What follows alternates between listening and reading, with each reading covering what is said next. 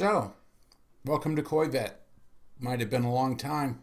Website's been kind of inactive, I suppose, since 2007, I guess. Kind of got inactive there for a minute. Busy. Started thinking about things I'd rather be doing than fighting with fish people. And then things changed. The video age happened. And instead of typing out web pages, I got interested because I don't know. It's just the hobby is largely the same. Fish are dying of all the same stuff, and they get better. You use most of the same antibiotics are out there. I mean, Exactum's gone, but New Flora is still there, coming to broader use. Batryl's still real good. New treatments for ciliates have come into the play. Mardell has Fritz Industries came out with Clout. It's been around for a while actually, but I've been doing some work with that, and the clearance rate on ciliates is good. I'm rambling, but that's what fish geeks and scientists do. Let me introduce myself. I'm a fish veterinarian for Marietta, Georgia. My name's Erik Johnson. I treat dogs and cats and all that stuff, but I also have a specialty in fish, and wrote a book on it. It's called Koi Health and Disease. It's linked all over this website. This website's been around for, I guess, since 1994, something like that, and it's been bigger in the past. I like it now, a little bit smaller, and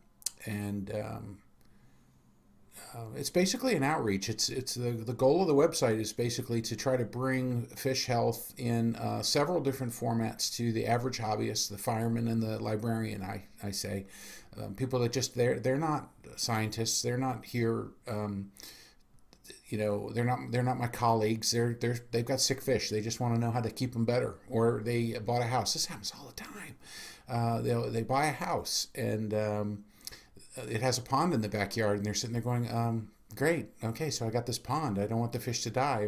My spouse is starting to kind of love those fish, and what do I feed them? What kind of fish are they? I was told that they were valuable. Just all these questions that people have. So I'm going to try to answer those. And so I have 3 related websites. It's KoiVet.com, drjohnson.com, that's drjohnson.com, and watergardeners.com. And each one is going to have different kinds of content. But within KoiVet.com, I'm going to present information that would function substantially as like an educational base if you wanted to get really good at fish health or understanding fish, water quality, fish diseases, treatments, and all that stuff. You could put it together pretty well from the content in this website. Or you could use the website and the sick fish section just to figure out what's wrong with your fish and what a treatment strategy might be. Or there is a secret section that takes you through a video tutorial that's fleshed out on the YouTube aspect of KoiVet. And there are links to the YouTube sections, and those are laid out in modules that you could avail yourself of, and they step you through. Video by video. They say, this is where you start a fish health issue, and what's your water quality, and this is why it matters. And besides me talking about these issues, hopefully I can keep them interesting.